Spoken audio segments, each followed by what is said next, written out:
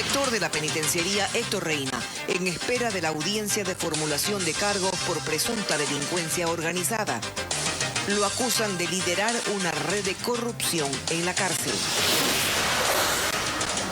Fiscalía pide 8 años de prisión para el exministro correísta Walter Solís por peculado en la Secretaría del Agua. Solís, prófugo en Estados Unidos. Gobierno propone plan para cancelar deuda con el IES. Parte sería en efectivo y otra parte en bonos. Nueva tragedia en una comunidad de La Tacunga.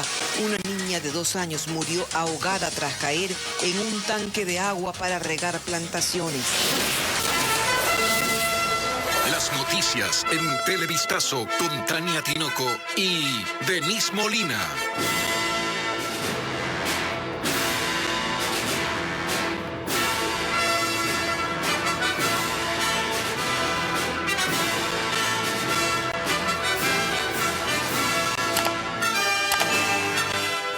Televidentes, amigos, buenas tardes. Empezamos con las noticias en Televistazo. El director de la penitenciaría del Litoral, Héctor Reina, es investigado por supuestamente encabezar una organización delictiva dentro de esa prisión. Así lo revelan las investigaciones oficiales. Hola, Denise.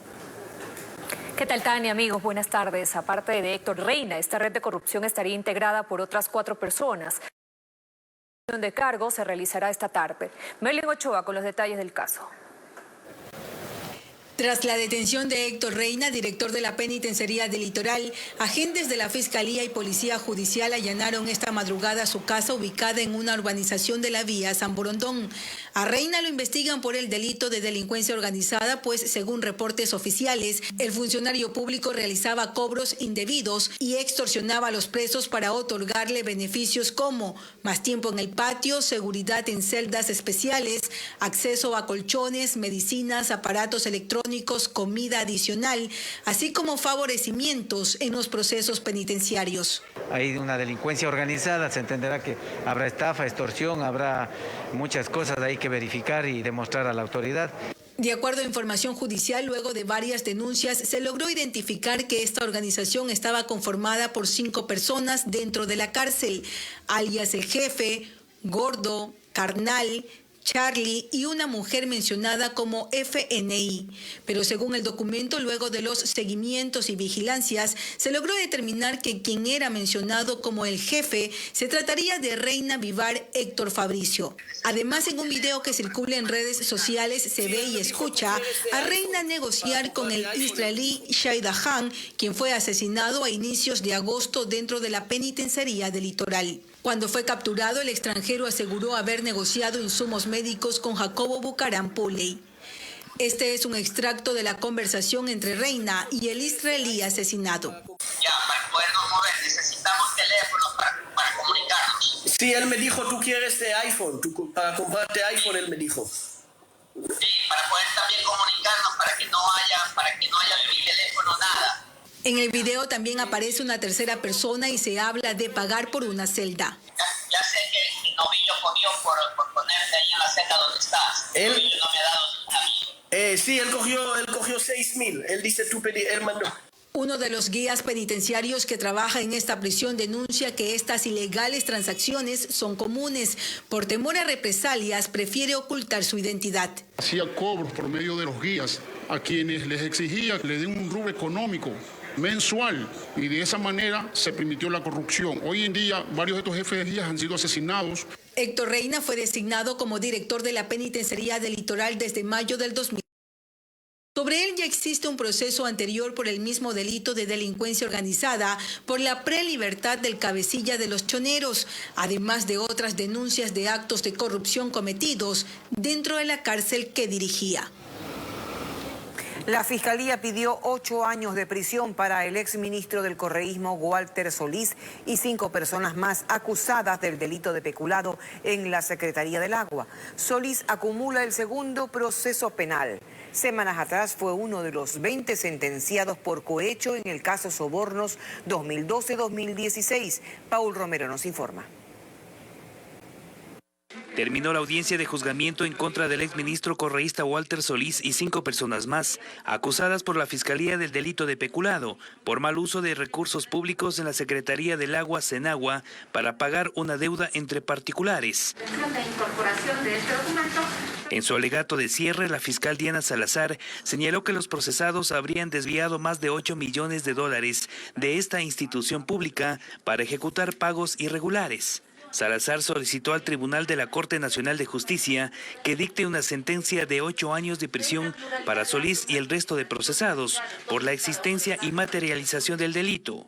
El abogado de Solís rechazó la acusación fiscal. De que el informe con indicios de responsabilidad penal no lo menciona, de que todas las pericias y diligencias que dieron fe en el desarrollo de esta audiencia establecen que el ingeniero Walter Solís Valareso no tiene ningún tipo de responsabilidad ni participación en el hecho que se acusa por parte de Fiscalía. En la audiencia, la Fiscalía presentó a varios testigos y pruebas documentales sobre la participación de los involucrados en el delito de peculado que se habría cometido entre 2012 y 2013.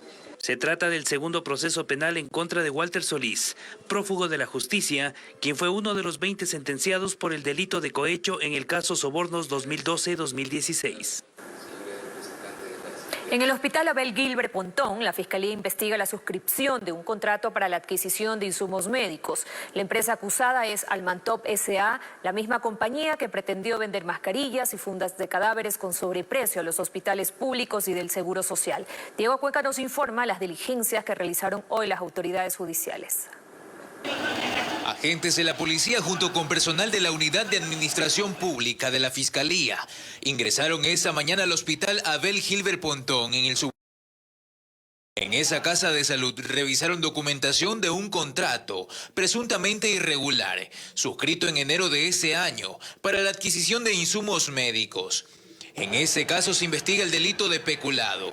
Así lo explicó el fiscal César Suárez. Realizar la fijación, levantamiento y rotulación del contrato que habría suscrito y realizado el señor gerente del hospital con la empresa Almatoc, la misma que hacía referencia a insumos médicos. El monto por el cual se suscribió es de aproximadamente $500.000 y los insumos que se adquirían eran varios, entre ellos catéter, jeringuillas. Todos esos documentos fueron decomisados por criminalística y pasarán por un peritaje. La empresa implicada es Almantop S.A., la misma compañía que intentó vender mascarillas N95 a $12 cada una al Hospital Teodoro Maldonado Carbo del IES durante la pandemia y que también ofrecía bolsas para embalar cadáveres con presuntos sobreprecios a los hospitales públicos. Que el Servicio de Rentas Internas nos alerta que la empresa con la cual se habría contratado, esto es Almatoc, habría sido declarada como una empresa fantasma, es decir, una empresa inexistente. Nos contactamos vía telefónica con el abogado de Almantop, quien rechazó que la empresa haya sido declarada fantasma y aseguró que colaborarán con las investigaciones. Por el delito de peculado se indaga a 4 personas que habrían participado en la suscripción de estos contratos en esa casa de salud. 2 de los sospechosos ya fueron procesados y cumplen medidas cautelares como arresto domiciliario.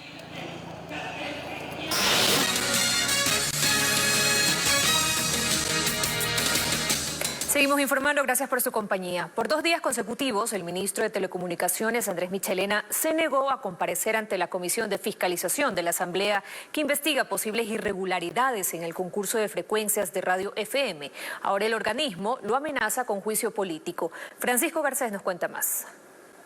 Según el ministro de Telecomunicaciones, Andrés Michelena, él no es el responsable directo del concurso de frecuencias FM que actualmente está en marcha, sino que esa responsabilidad la tiene el director del Arcotel, Javier Aguirre.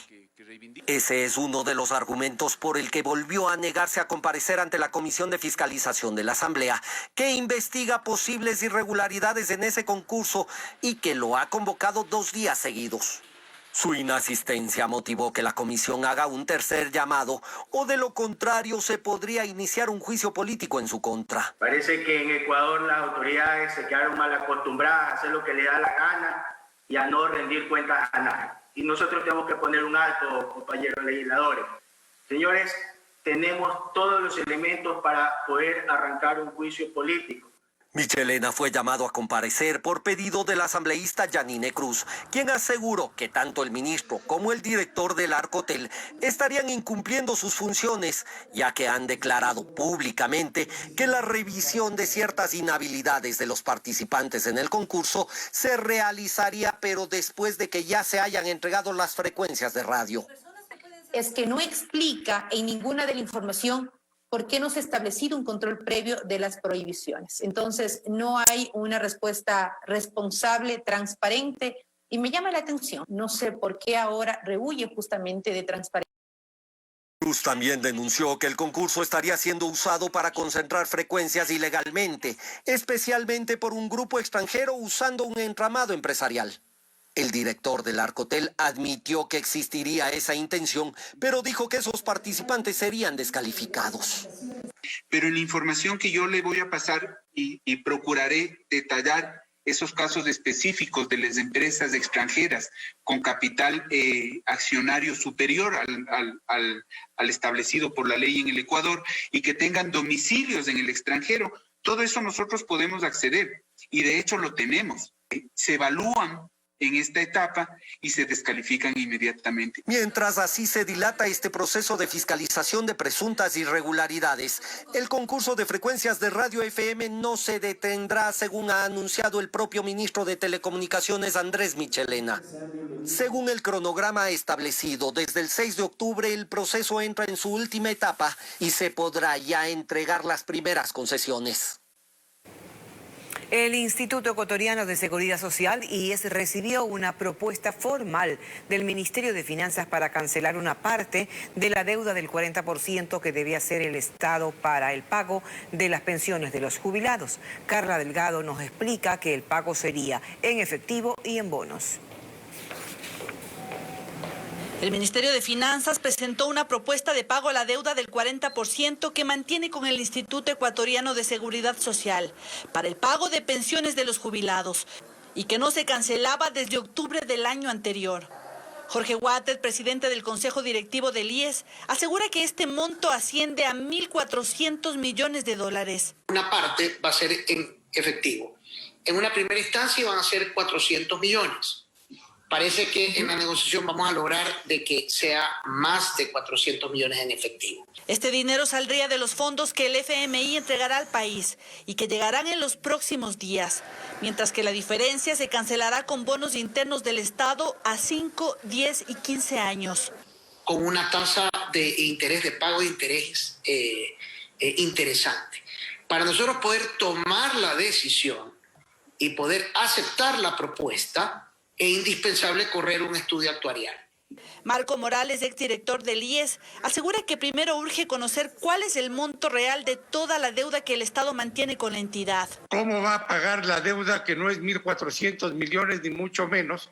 Es alrededor de 11.000 millones de dólares. Es decir, 10 veces más lo que este rato se está negociando.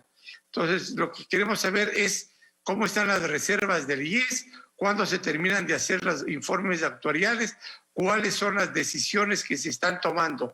Water aclaró que aún está pendiente la deuda del Estado a los fondos de salud de la institución, que superan los 3.800 millones de dólares. Sin embargo, dijo que este monto deberá pasar a mediación a la Procuraduría para que sea peritado y se establezca los montos reales por cuanto es una deuda muy antigua. La primera semana de diciembre iniciará la impresión de las papeletas electorales para las próximas elecciones generales del 2021. Hoy el CNE firmó un acuerdo con el Instituto Geográfico Militar para el desarrollo de este trabajo. Alex Ceballos con el informe.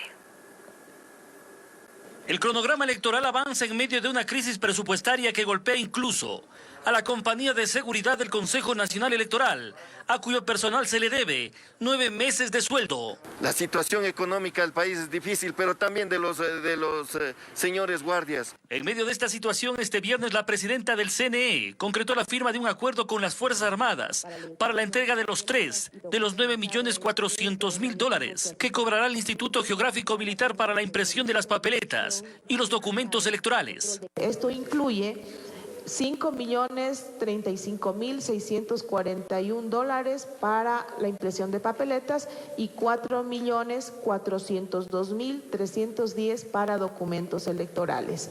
El director del Instituto Geográfico Militar explicó que este primer desembolso permitirá asegurar el papel y otros insumos necesarios para la impresión. Pero si no se entrega el saldo a inicios del próximo año, hay un riesgo. Si no hay el dinero o no hay los fondos necesarios para esto, podemos entrar en problemas en el proceso, porque los materiales y el pago a los proveedores se requiere hacerlo con la debida anticipación y en forma completa. Hasta el momento, 3 binomios a la presidencia han sido calificados en las oficinas del Consejo Nacional Electoral, donde los guardias de seguridad esperan el ingreso de nuevos aspirantes, pero sobre todo la llegada de sus sueldos.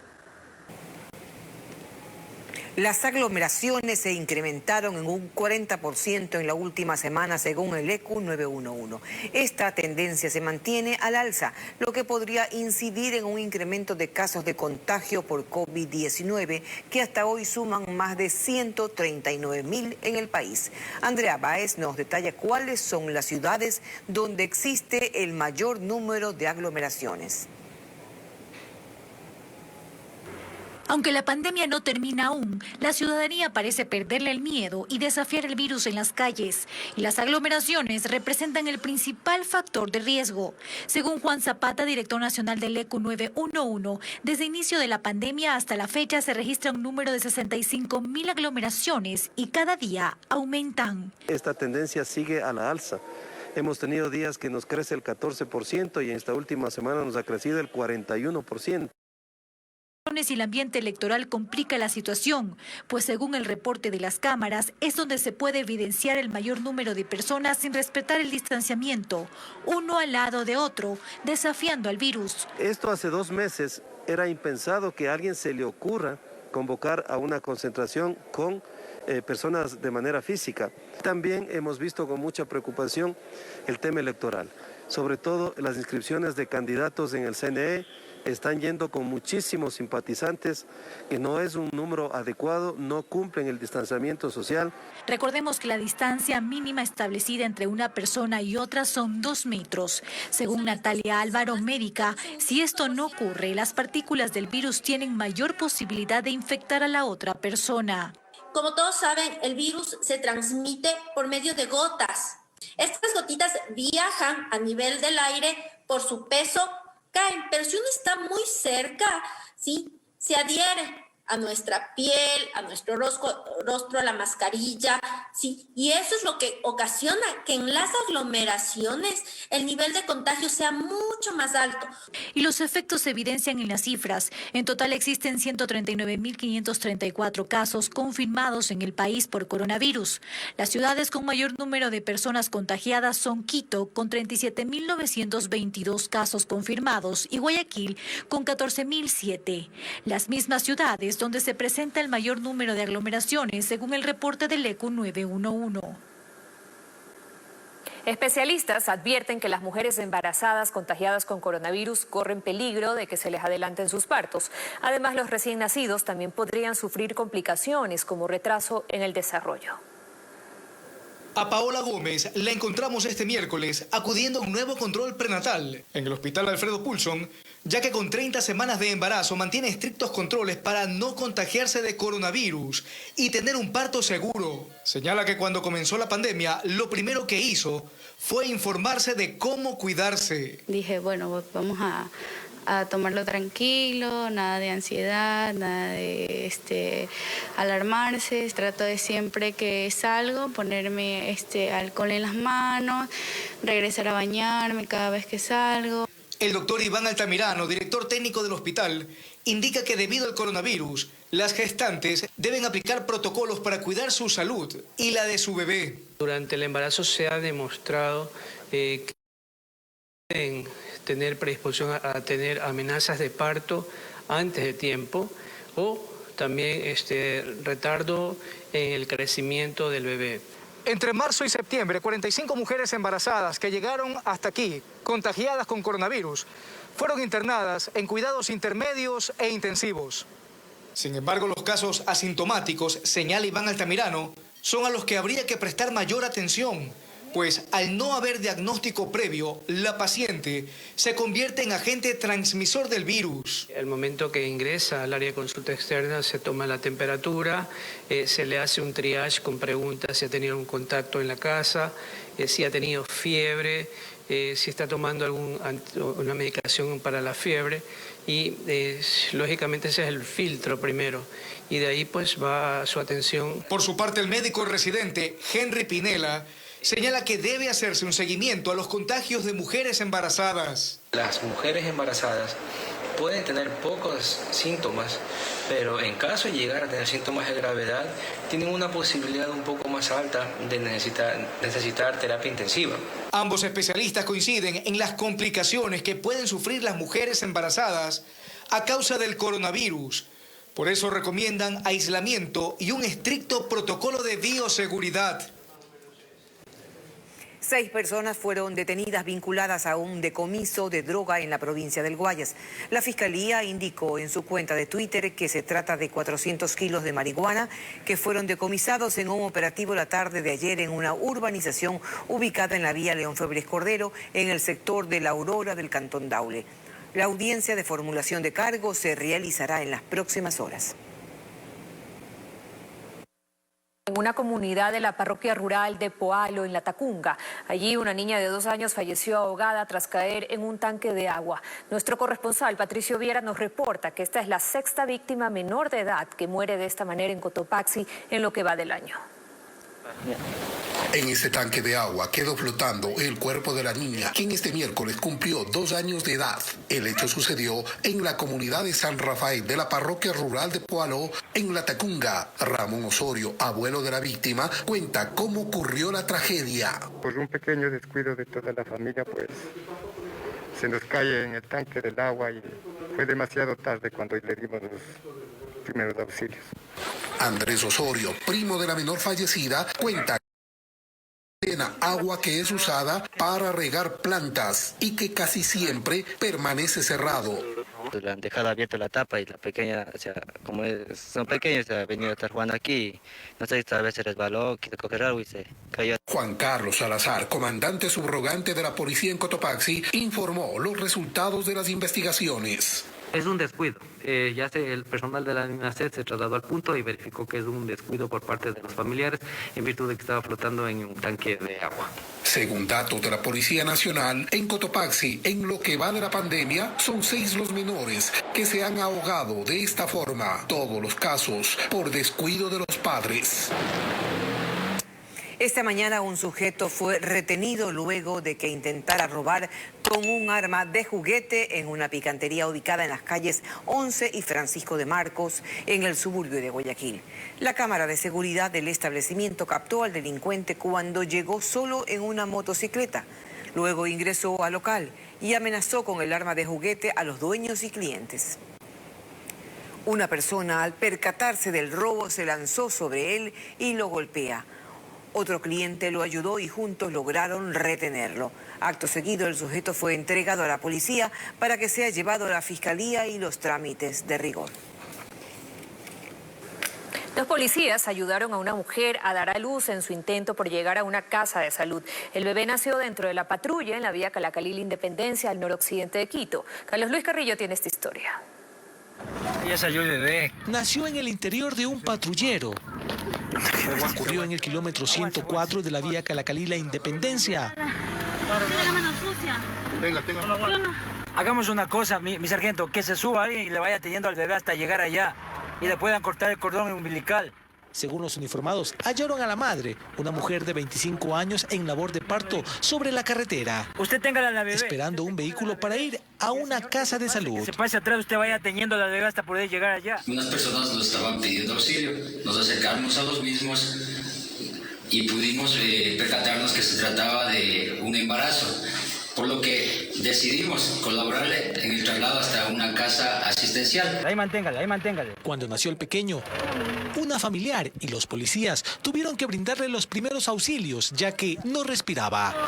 Tuvimos que detener la marcha porque se dio el alumbramiento en el interior de la unidad para así dar los primeros auxilios. En ese lapso, pues, se le pudo ver el cordón umbilical social, donde mi compañero pues acudió pues a dar el RCP y posterior seguir avanzando. Pese al inconveniente, el niño está sano y hoy está rodeado de mucho amor.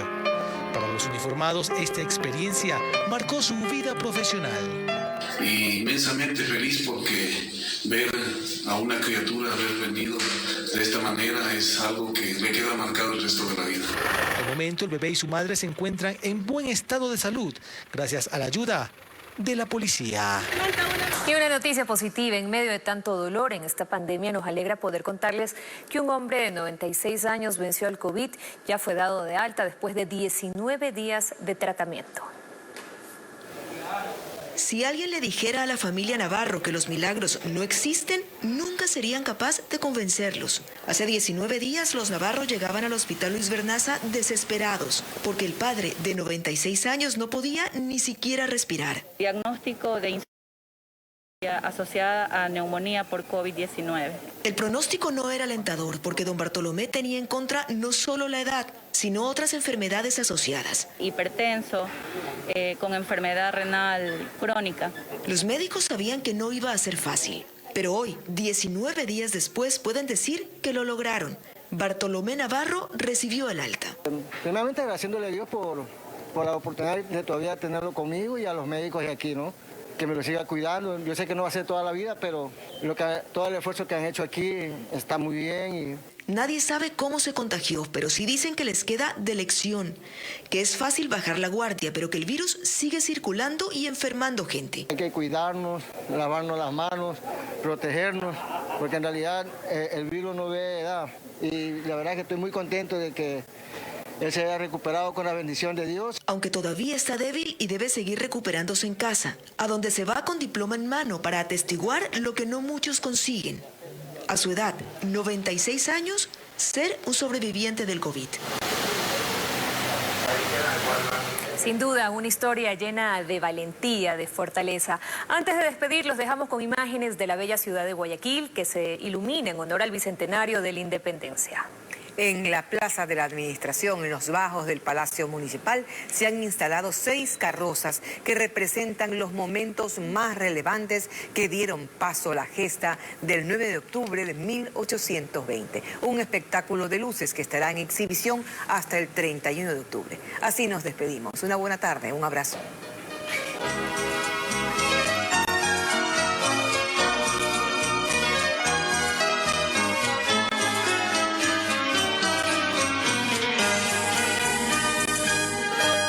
Está en el canto de la brisa, en el malecón y el cerro, en los típicos portales, en los balcones risueños, en los parques y el estreno, en los niños y los viejos. Esa acorde de guitarra, un porteño en Guayabera, es tu pulso, es tu emblema. Ciudad de Guayaquil, así